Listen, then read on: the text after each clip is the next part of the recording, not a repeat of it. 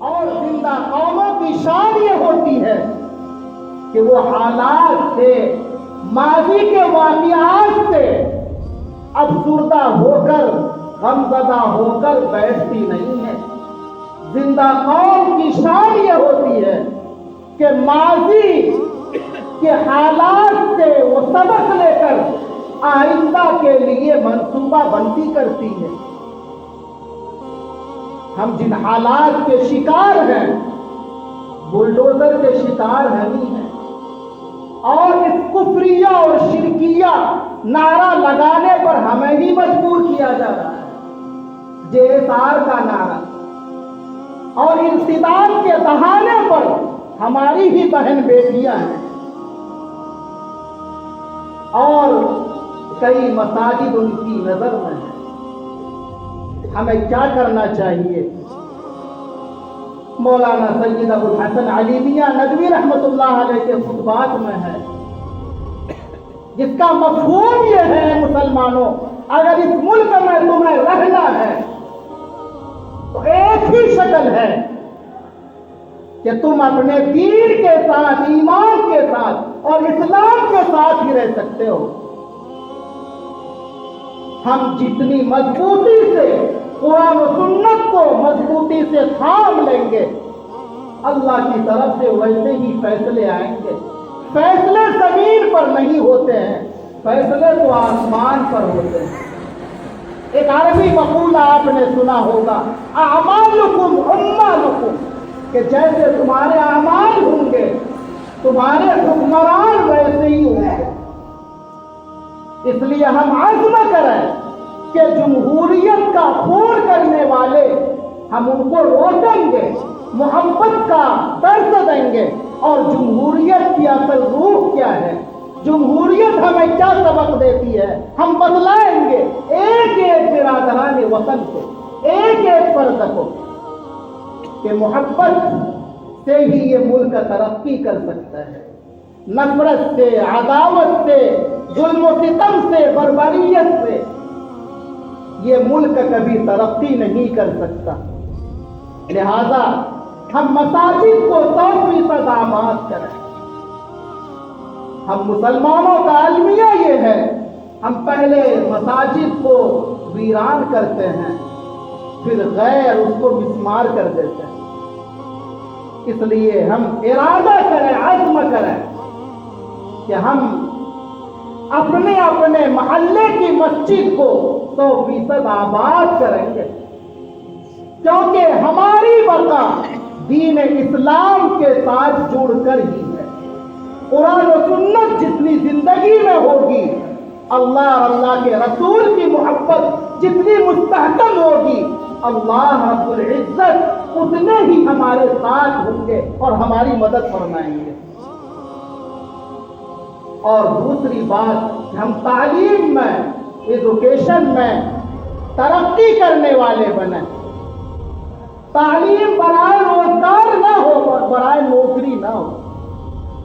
Education کا مقصد قوم کی خدمت اور قوم میں تبدیلی اور قوم کو بیدار کرنا ہو۔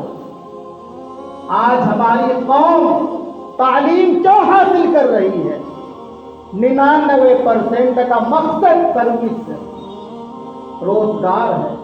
نہیں، اس سے قوم نہیں بنتی ہے، اس سے قوم میں کوئی انقلاب برپا نہیں ہوتا ہے۔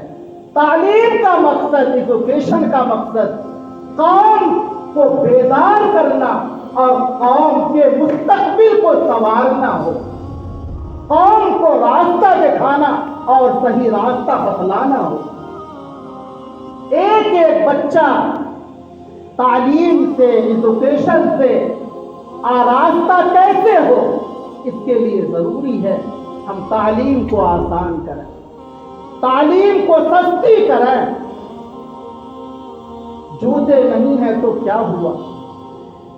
اکیڈمیوں کے ڈائریکٹروں سے اور اسکولوں کے ڈائریکٹروں سے ہم کہنا چاہیں گے کہ آپ تعلیم پر فوکس کیجئے۔ ڈریس ضروری ہے، جوتے بھی ضروری ہیں، لیکن سب کی اتنی حیثیت نہیں ہے، اس لیے اگر جوتے نہیں ہیں تو نہیں ہیں۔ اگر یونیفارم نہیں ہے تو نہیں ہے، لیکن تعلیم تو دیجیے۔ آج تعلیم مغلوب ہے،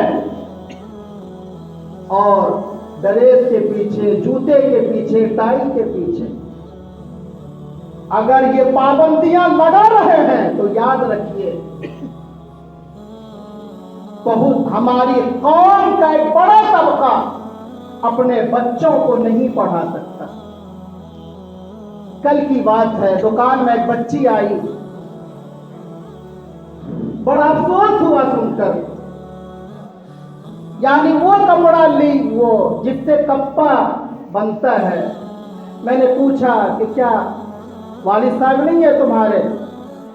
تو اس کے ساتھ ایک اور بچی تھی، اس نے بتایا کہ ماں کا انتقال ہو گیا ہے اور باپ نے دوسری شادی کر لی ہے، اس بچی کی نگرانی باپ نہیں کرتا۔ یعنی 25 روپے میٹر وہ کپڑا لے کر کرتا بنا رہی۔